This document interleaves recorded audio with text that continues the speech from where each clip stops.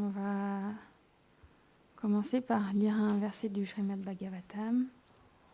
Et on en est au verset 20 du chapitre 4 et c'est la page 134. C'est ça, hein? Ou alors c'est le 21? Ah mince, j'arrive pas à comprendre le post-it à chaque fois. Donc on est au verset 23, donc c'est quand même la page 134. Om Namo Bhagavate Vasudevaya.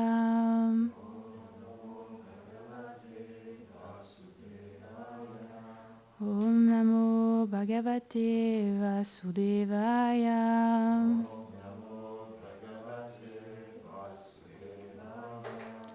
Om Namo Bhagavate Vasudevaya.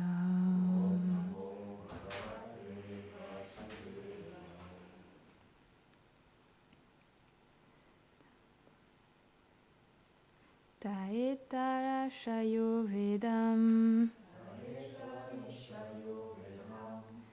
Svam Svam Vyasyam Anekada.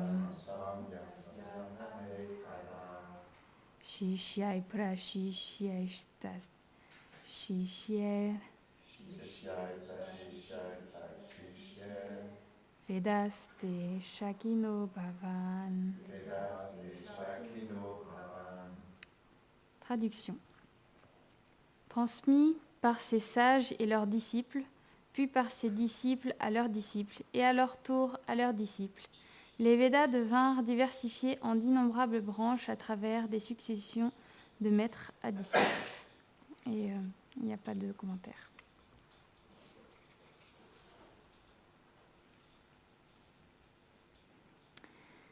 Om Agana Timirandasya Gyanam Jaram Shalakaya Shakshurun Militam Yena Tasmai Shri Gurave Namaha Shri Chaitanya Manobishtam Stapitam Yena Bhutare Svayam Rupa Kadamadhyam Darati Svapadantikam Vanchakarpatarubhyascha Kripa Sindhubhya Evacha Patitanam Pavanebhyo Vaishnavebhyo Namo Namaha Jaya Shri Krishna Chaitanya Prabhu Nityananda Shri Advaita Gadadhar Shrivasadi Gaura Bhakta Vrinda Hare Krishna Krishna Krishna Hare Hare Hare Ramo Ramo Ramo Hare Hare Namam Vishnu Padaya Krishna Prestaya Bhutare Srimate Bhaktivedanta Swami Niti Namine Namaste Sarasvate Deve Gauravani Pracharine Nirvishesha Shunyavadi Prasachare Shatarine. Je demande la miséricorde de mon Gurudev que je puisse parler aujourd'hui et la miséricorde des Vaishnavas présents dans cette assemblée. On va continuer là où on en était la dernière fois et donc on s'était arrêté sur le fait que Duryodhana, il avait été tellement envieux de son cousin qu'il avait donc monté avec Shakuni un nouveau plan pour essayer de gagner toutes les richesses en fait de Yudhishthir et du coup il avait fait construire un palais d'assemblée pour qu'il soit un vraiment grand palais d'assemblée pour jouer à un jeu de dés, un palais aussi grand que celui de Yudhishthir. Et en fait on arrive à ce chapitre, un point crucial de tout le Mahabharata. Comme on avait dit quand on a commencé à raconter le Mahabharata, qu'on allait inévitablement à cette guerre de Kurukshetra qui allait arriver. Et en fait, on arrive à ce moment-là où, après cette histoire du jeu de dés, la guerre, elle devient complètement inévitable. Jusqu'à maintenant, il y a toujours eu comme des possibilités d'arrêter. Bien sûr, quelque part, il y a encore des possibilités, mais ça devient quand même un point où vraiment cette guerre, elle est comme promise ce jour-là. Et c'est une histoire que les Vaishnavas ils aiment beaucoup raconter. Moi, je ne suis pas tellement qualifiée pour parler de ces sujets-là. Et il y a beaucoup philosophiquement à dire dans ces sujets-là, mais je vais essayer déjà de vous raconter l'histoire.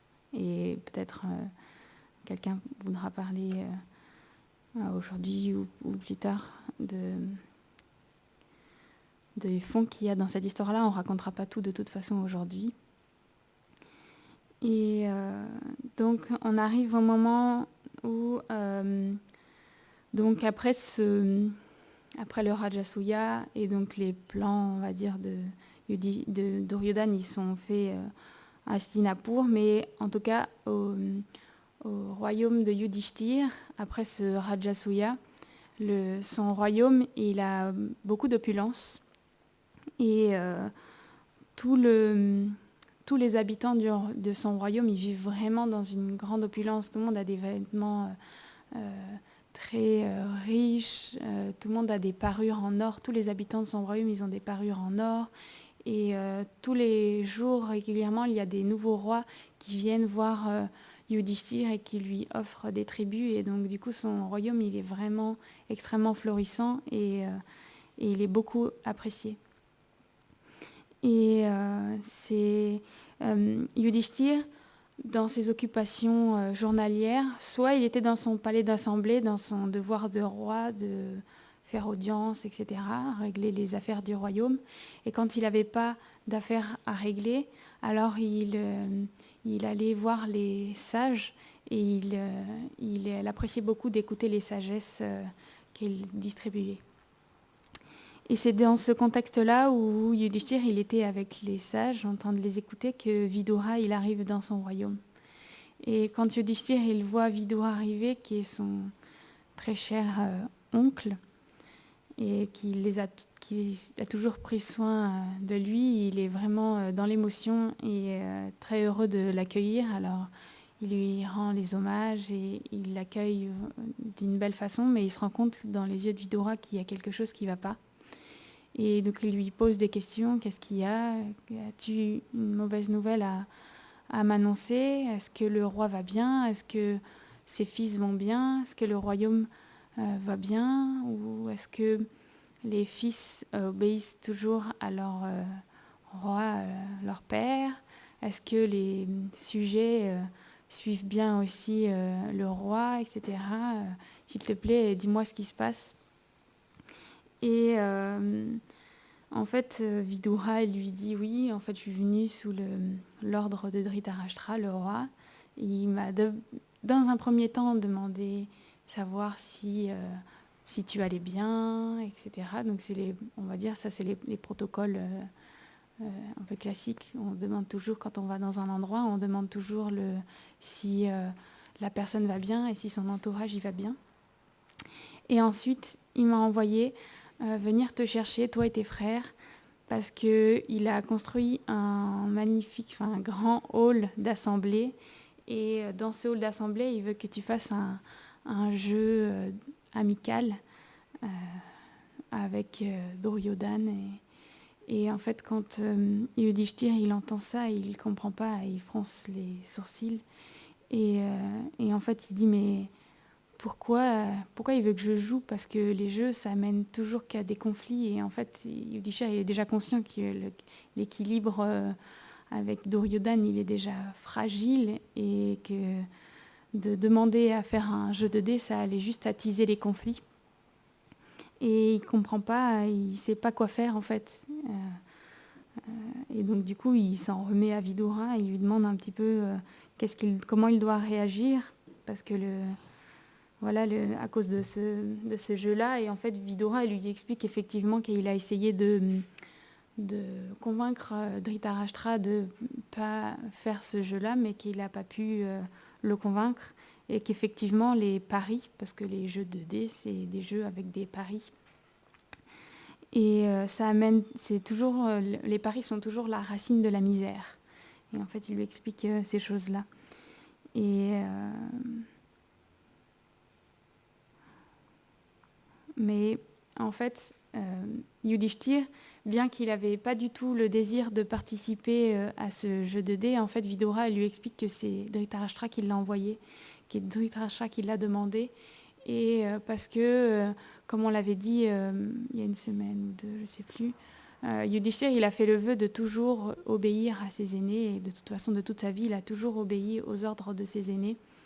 Et puisque c'était Dhritarashtra qui lui avait demandé, bien qu'il était l'empereur du monde, Yudhishthir, il aurait pu ne pas accepter, mais parce qu'il considérait Dhritarashtra comme un aîné honorable, et se voyait obligé de devoir venir.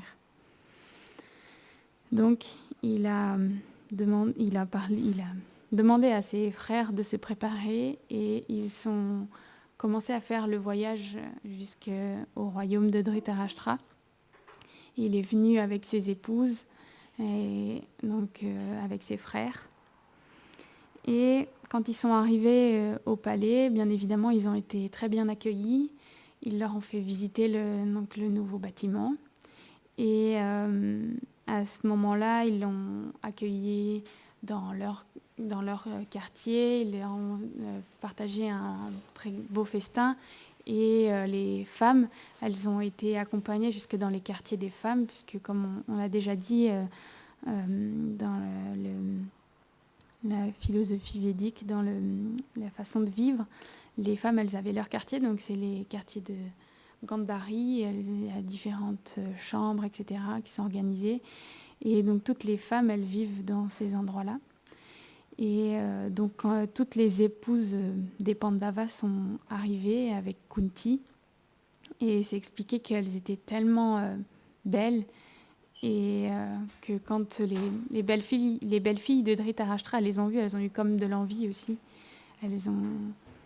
Parce que tellement elles étaient attirantes, tellement elles étaient belles, elles ont accueilli d'une belle façon quand même.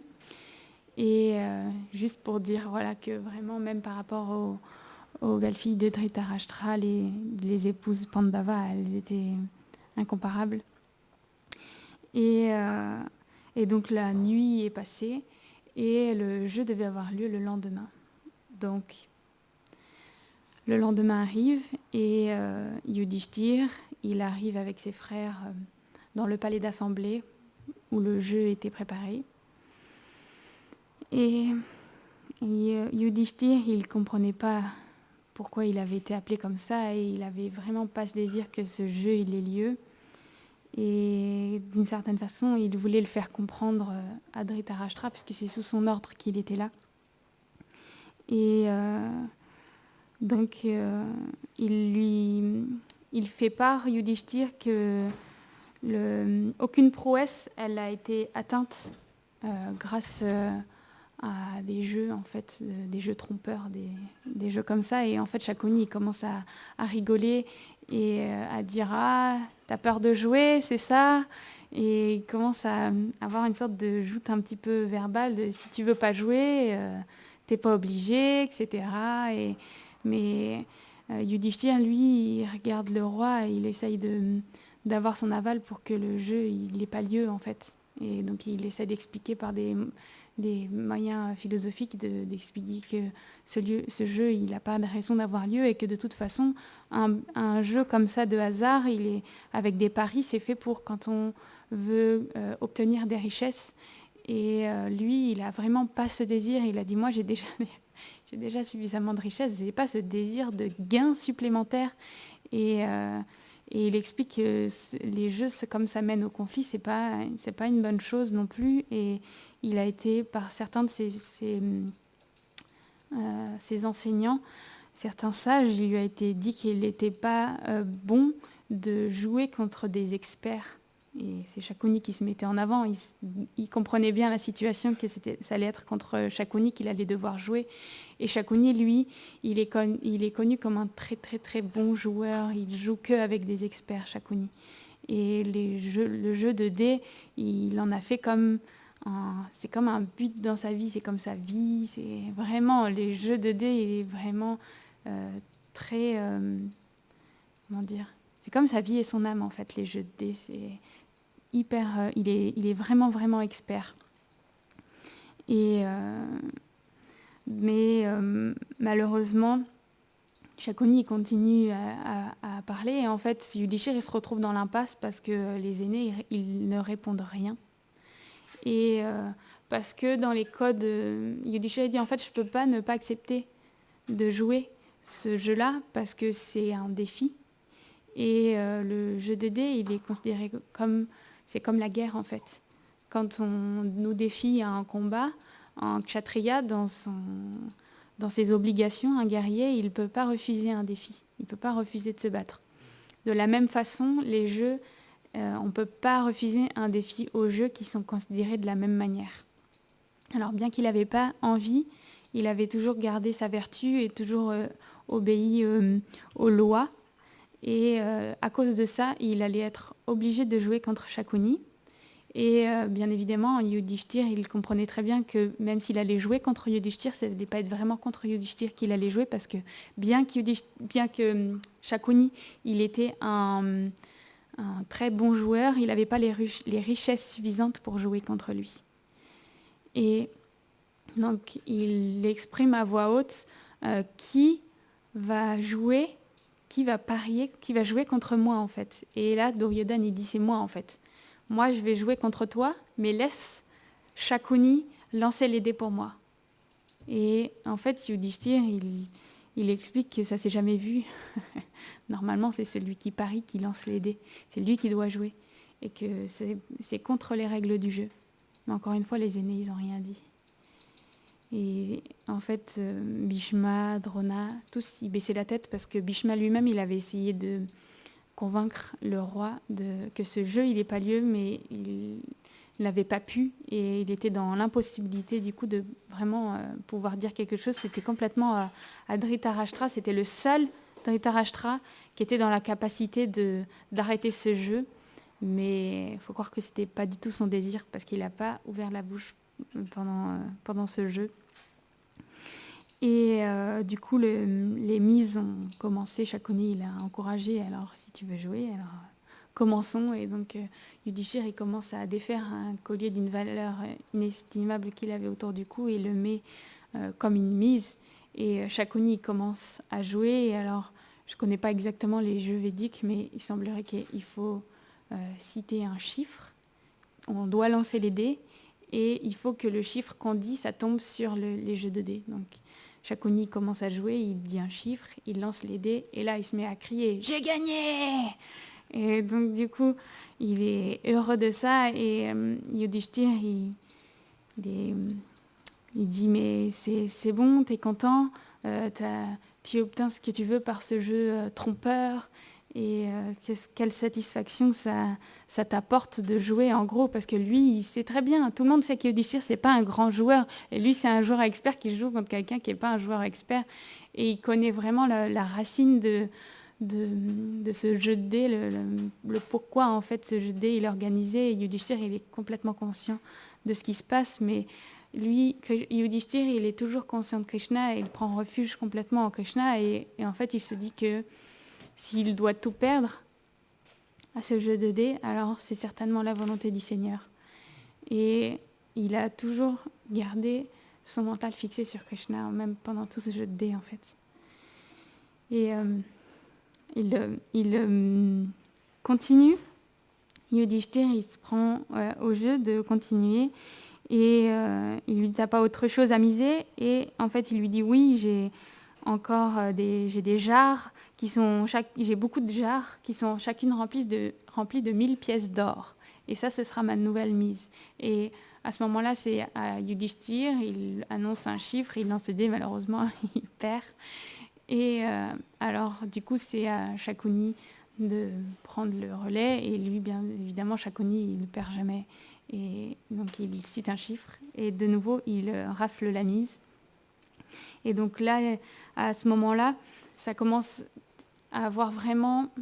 donc Duryodhana et ses frères, ils rient. À chaque fois que Shakuni, il gagne, à ce moment-là, il se met à rire tellement fort, ça résonne dans tout le hall et « J'ai gagné, j'ai gagné !» Et à ce moment-là, Arjuna, il voit que c'est vraiment malsain ce jeu. et il passe la main autour de l'épaule de son frère et il lui fait un signe de la tête, genre faut arrêter là, arrête le jeu maintenant parce que ça va être catastrophique. Il essaye vraiment de lui faire passer ce message sans parler.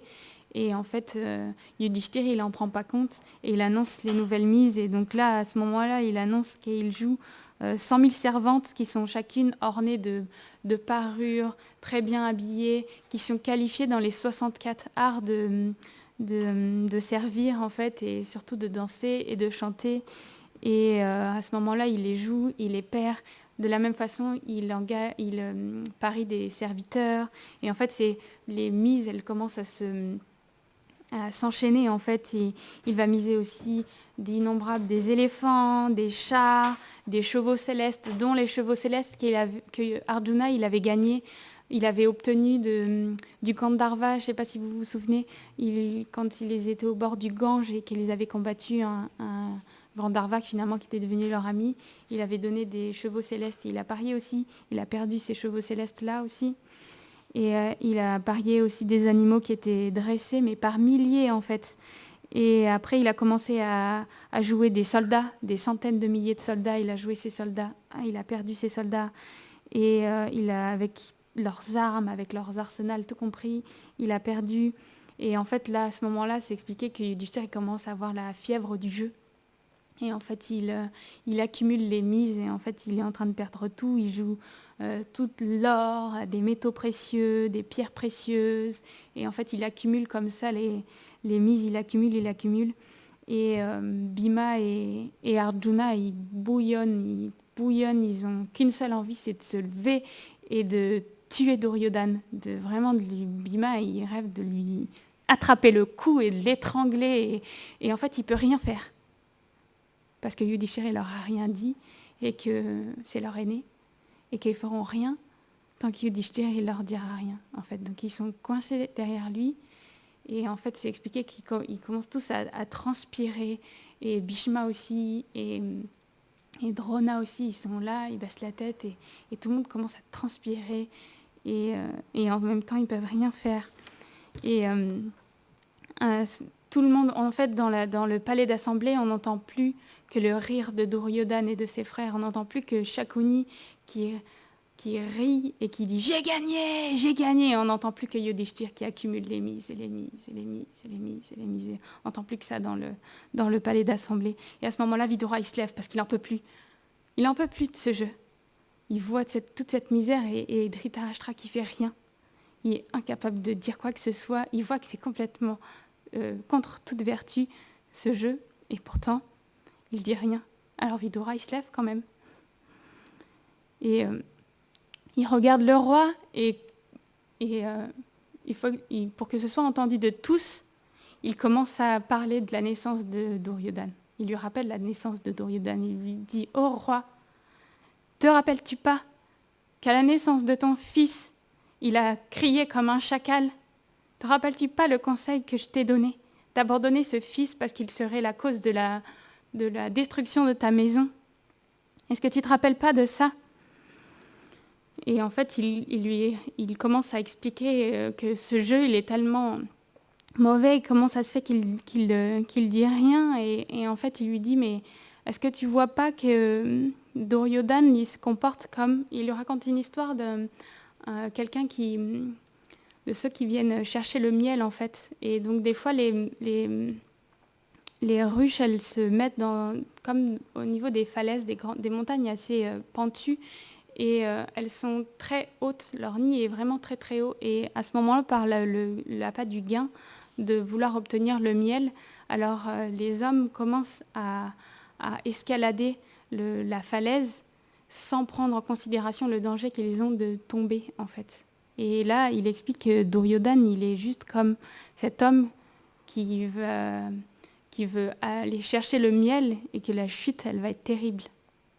Et donc il continue comme ça en expliquant à Dhritarashtra que ce soit entendu haut et fort devant toute l'assemblée. Il faut savoir qu'ils avaient rassemblé beaucoup de rois qui avaient été invités. Ils sont tous présents ici.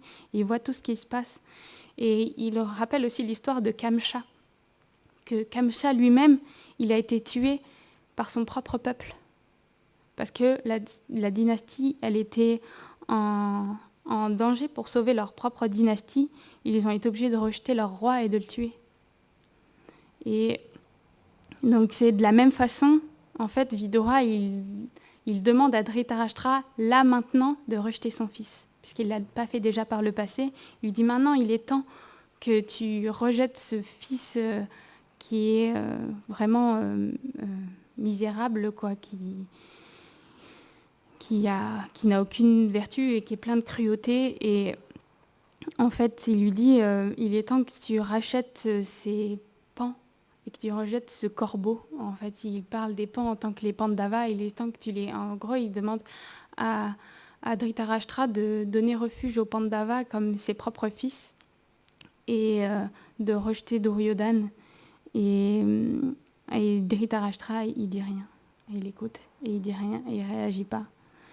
Et à ce moment-là, en voyant son père qui disait rien, Duryodhana, il se lève, il commence à blâmer Vidura lui-même alors que c'est son aîné. Et il lui dit que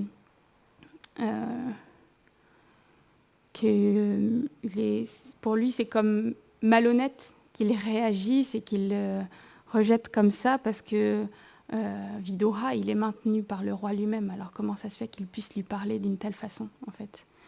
Et qu'il l'accuse comme d'être un fou et qu'il est d'agir comme un ennemi, en fait, puisqu'il est en train de défendre l'autre camp. Et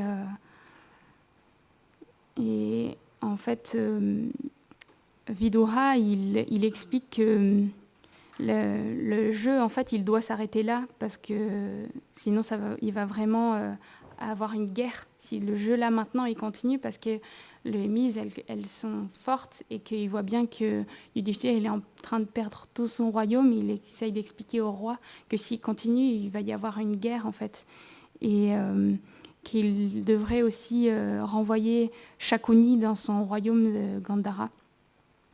Et en fait, il explique une autre histoire, Vidura, qu'il parle d'un roi, un roi fou, qui avait réussi à acquérir un oiseau qui crachait de l'or.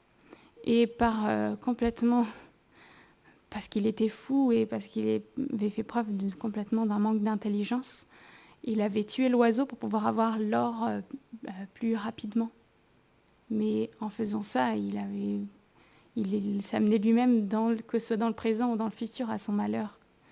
Et en fait, il compare ça il le compare à Duryodhana, en fait, qui est en train d'arriver juste à sa fin, en fait. Et Duryodhana, il se défend en disant que c'est sa nature d'être comme il est, et que c'est l'être suprême qui lui avait donné cette nature et qu'il n'y avait pas de faute à ce qu'il suive sa nature, en fait. Et donc on voit complètement là-dedans toute la folie de Duryodhana, son appât du gain et sa jalousie, elle est telle qu'il est comme devenu un homme sans intelligence, en fait, sans intelligence et sans vertu. Et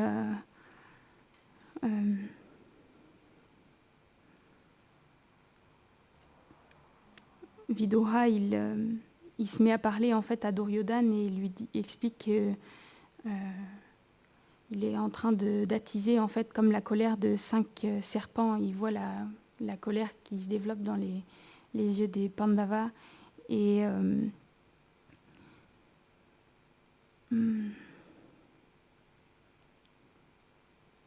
en fait, là, il demande à Duryodhana, il lui dit, en fait, bois ce qui est bu par les personnes honnêtes et évité par les personnes malhonnêtes. Et il lui dit, fais preuve d'humilité. Et là, il lui explique que l'humilité, c'est un médicament amer, piquant, brûlant, non enivrant, repoussant, mais il lui demande de le boire vraiment intensément et de retrouver sa sobriété, en fait. Il lui dit ça. Et à ce moment-là, le roi Dhritarashtra, il dit toujours rien. Et donc, puisque le roi, il dit toujours rien, Vidura, ses paroles, c'est comme ça sert à rien, alors il se rassoit. Et le jeu, il continue et Yudhishthira, il est complètement impuissant et il continue à jouer, et là il commence à miser toutes ces richesses innombrables, parce que Shakuni il lui dit est-ce que tu as encore des richesses? Il lui dit mais moi j'ai encore des richesses par milliers, dizaines de milliers, milliards, dizaines de milliards et plus encore. Et toutes ces richesses, je les mise. Et là il mise toutes ces richesses. Et après il mise les vaches, les chevaux, les chèvres, les moutons, les animaux, il mise son royaume, il mise les richesses des habitants de son royaume, il mise en fait, il mise tout sauf les brahmanas, il mise pas les brahmanas. Mais il a misé tout son royaume. Il a plus rien. Et en fait, à ce moment-là, qu'il a tout misé, en fait, là, à ce moment-là, il lui reste plus que lui-même, il lui reste plus que ses frères, en fait, dans le jeu. Et en même temps, il commence à réfléchir, il commence à penser, et il dit, en fait, il faudrait que j'arrête le jeu là. Et en fait, il ne sait pas pourquoi, mais il est poussé contre lui-même, à l'intérieur de lui-même, à continuer. Et en fait, on peut voir là, on peut se dire que Yudhishthir, il est vraiment devenu fou et que pourtant, il est la vertu personnifiée. Mais il faut savoir que c'est Krishna, en fait, qui veut que tout ça, ça se passe. Krishna s'est expliqué qu'une des raisons pour laquelle il est venu, c'est pour, comme on l'entend souvent dans les Écritures, il est venu dans cette forme de Krishna aussi pour tuer les démons. Et dans une de ses missions, à ce moment-là, puisqu'il y avait beaucoup de rois et de kshatriyas qui avaient perdu beaucoup leur vertu, et Krishna, d'une certaine façon, le désir que tous ces kshatriyas soient détruits. Et il se sert complètement de Yudhishthir pour que cette chose elle ait lieu. Et il veut... il y a cette chose-là, donc il met Yudhishthir dans cette mauvaise situation, mais ça va servir, on verra plus tard, à glorifier aussi ses dévots. Et donc malgré le fait que Yudhishthir il ne veut pas continuer, il est vraiment comme poussé à continuer, et il pense à Krishna à ce moment-là, qui est le contrôleur suprême, et il se dit mais en fait Krishna, pourquoi il n'est pas ici présent là aujourd'hui? Parce que lui il aurait su quoi faire, il aurait su m'aider, mais il médite sur Krishna, il est le Seigneur suprême, et certainement il peut encore l'aider. Et donc du coup il continue à jouer, et à ce moment-là il se tourne vers ses frères et il regarde Nakula et il dit Nakula, et en fait à chaque fois il glorifie son frère. Donc il explique Nakula il a le teint clair et qui est très beau, etc. Il explique les qualités de Nakula. Je joue Nakula maintenant. Et à ce moment-là, Shakuni lance les dés et il gagne la mise. Et de nouveau, il y a tout le monde qui se met à rire. Et alors Yudhishthir, il regarde Sahadev, Sahadev, lui qui administre la justice et qui est très érudit, etc. Donc il dit un certain nombre de descriptions. Je mise Sahadev, et à ce moment-là, Shakuni, de nouveau, il lance les dés, il gagne la mise. Et à ce moment-là, Shakuni, par méchanceté, il parle à Yudhishthir et lui dit « Ah, il semblerait que tu préfères tes Bhima et Arjuna au fils de Madri. » Et Yudhishthir, à ce moment-là, il devient rouge de colère, et en fait, il commence à lui dire « Mais qu'est-ce que tu dis? Tu dis n'importe quoi. Sahadev, Nakula et Sahadev, ils sont de la même manière. En fait, nous cinq, on est comme un seul même cœur. Donc tu dis n'importe quoi. » Et à ce moment-là, Shakuni, parce qu'il ne veut pas que le jeu il s'arrête, il dit oui, oui, oui, et il dit une excuse. Quand c'est comme ça, par la fièvre du jeu, on est capable de dire des mauvaises choses, et il essaye d'apaiser la situation parce qu'il ne veut surtout pas que le jeu il s'arrête à ce moment-là. Donc il apaise tout de suite la situation. Et du coup, Yudhishthir, il continue, et il mise cette fois-ci Arjuna. Il explique qu'il est le plus grand héros, qu'avec lui, il n'y a jamais la défaite, etc. Et donc il cite les qualités de Arjuna. Et il joue Arjuna et il perd de nouveau, Arjuna, tout le monde se met à rire. Et Karna, en même temps, il est content parce que Karna, c'est son ennemi juré, c'est Arjuna, mais lui, il aurait préféré le vaincre sur un champ de bataille. Alors en même temps, il est content et en même temps, il n'est pas pleinement satisfait de ce jeu-là parce que, comme on le sait, Karna, il n'était pas pour ce jeu-là. Lui, Karna, il veut combattre comme un vrai guerrier, hein, combattre sur le champ de bataille. Mais le jeu, il n'est pas terminé. Yudhishthir, il met toujours pas fin au jeu. Et Bhima, il est tellement bouillant de colère, il aimerait tellement pouvoir se lever. Et Arjuna, il aimerait tellement pouvoir prendre son arc et combattre. Et du coup, Yudhishthir, il continue le jeu. Et à ce moment-là, il joue Bhima, il explique Bhima, il est notre force. Donc il commence à glorifier Bhima avec des belles paroles. Et c'est lui maintenant que je vais jouer. Et de nouveau, il perd la mise. Et donc il perd son dernier frère. Et à ce moment-là, Shakuni encore a dit maintenant tu vas jouer quoi, hein, qu'est-ce que tu as encore, et Yudhishthir il n'a plus rien. Alors il décide de se miser lui-même. Et donc il se joue et il se perd. Et à ce moment-là, de nouveau, tous, ils rient et Shakuni, il répète encore et encore. Il regarde Duryodhana, j'ai gagné. Il met en valeur le fait qu'il a gagné un par un chacun des 5 frères. Et tous, ils rient. Et alors, à ce moment-là, Shakuni, il regarde Yudhishthir, il dit qui es-tu? Tu t'es joué, mais il te reste encore une richesse. T'as osé te jouer alors qu'il te reste encore une richesse. Il te reste encore Draupadi. Miss Draupadi. Et à ce moment-là, les frères de Yudhishthir, ils paniquent derrière. Ils sont vraiment en panique, mais ils ne peuvent rien dire. Les rois dans l'assemblée, parce qu'il y avait quand même des rois vertueux dans l'assemblée qui étaient présentes, ils se mettent à crier, les Kourouénés en fait. Ils se mettent à crier contre Yudhishthir en disant « Honte, honte !» Et les Vidura, tous, ils baissent la tête et ils comprennent pas du tout la situation et ils sont complètement en transpiration intense. Et Vidura s'est expliqué qu'il est brillant comme un serpent à ce moment-là. Et Yudhishthir, tout de même, Miss Draupadi, en fait, Shakuni, il lui dit que si jamais il gagne, il pourra garder Draupadi et il pourra se gagner de nouveau lui-même, en fait. Donc, Yudhishthir, il se dit, mais qu'est-ce que je peux faire d'autre? Peut-être c'est ma chance, parce que déjà, au moment où il avait joué Arjuna, il s'était dit que Krishna, jamais il laisserait Arjuna être perdu. Toujours, dans chacune de ses mises, Krishna, il est présent. Et donc, à chaque fois, il croit que sa nouvelle mise, Krishna, il va intervenir et il va l'aider. Et à ce moment-là, il va jouer Draupadi et il se dit, peut-être j'ai encore une chance que ça puisse se dérouler autrement. Et du coup, qu'est-ce qu'il peut avoir d'autre? De toute façon, maintenant, on est des esclaves et Draupadi, elle va être toute seule. Et qu'est-ce qu'elle va faire sans nous? Et en fait, il joue Draupadi et il perd Draupadi. Et à ce moment-là, tous, ils rient. Et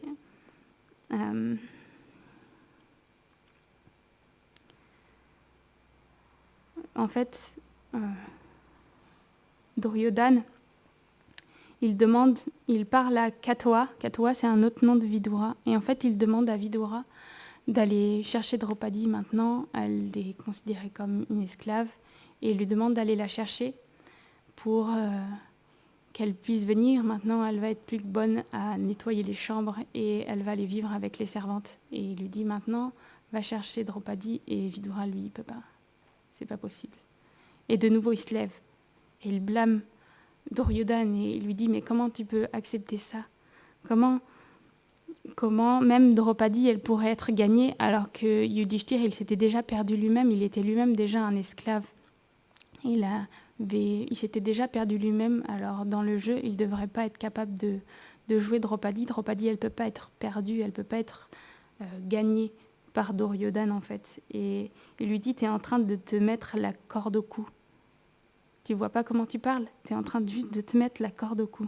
Et il lui dit, tu es comme une biche qui est en train de provoquer des tigres.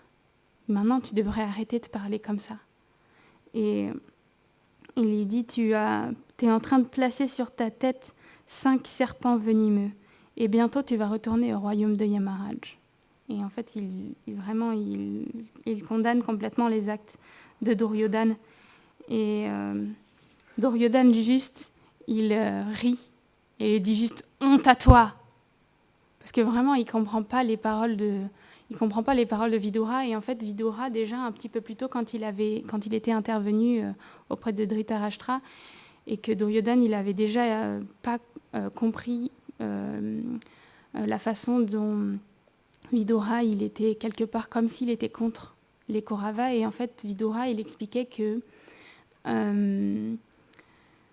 qui est vraiment un ami, en fait. Parce qu'il explique que Vidura, lui, il parle pour le bénéfice de Dhritarashtra à ce moment-là. C'est pas qu'il parle contre le roi Dhritarashtra, il parle pour. Il dit qu'est-ce qu'un ami, qu'est-ce qu'un véritable ami. Est-ce qu'un ami, c'est quelqu'un qui pourrait avoir aucune vertu et qui est plein de malhonnêteté et qui va juste te dire tout ce que tu veux apprécier, juste dire ce que tu veux entendre, ou bien un ami, c'est quelqu'un qui va te dire la vérité, même si cette vérité, elle est amère, en fait. Mais Duryodhana, il est complètement aveugle à tout ça et il ne peut pas comprendre. Et puisque Vidura, il ne veut pas aller chercher Draupadi, alors il fait appeler le Pratikamin, c'est un chef serviteur, et lui demande d'aller chercher Draupadi, qu'il n'a pas à avoir peur de cette chose-là et qu'il obéit à son ordre. Et les Pandavas, ils baissent la tête et toute l'assemblée est mal. Certains, les rois vertueux de l'assemblée, ils sont en train de pleurer intensément en fait de cette situation-là. Et tous, ils sont mal. Et Yudhishthir, il voit qu'il est dans une ruine totale et en fait, il ne peut toujours pas agir parce qu'il ne peut pas agir contre ses aînés et ses aînés, ils sont toujours assis et ils ne font rien alors qu'ils vont aller chercher Draupadi et qu'ils veulent l'humilier devant tous. Et toujours les aînés, à part Vidura, ils disent rien, mais il n'y a que Dhritarashtra qui peut faire arrêter les choses encore. Et du coup, comme Yudhishthir, il considère les paroles des aînés comme les paroles de Dieu, comme des paroles à suivre, alors il ne peut rien dire et juste il baisse la tête, ils baissent tous la tête et Yudhishthir, il considère que toute cette situation, certainement, elle est un arrangement en fait du Seigneur suprême. Il a toujours constamment son mental qui reste concentré sur Krishna et que toute cette situation, ça doit être engendré par lui en fait. Et pour aujourd'hui, on va s'arrêter là. Ça va pas ensemble.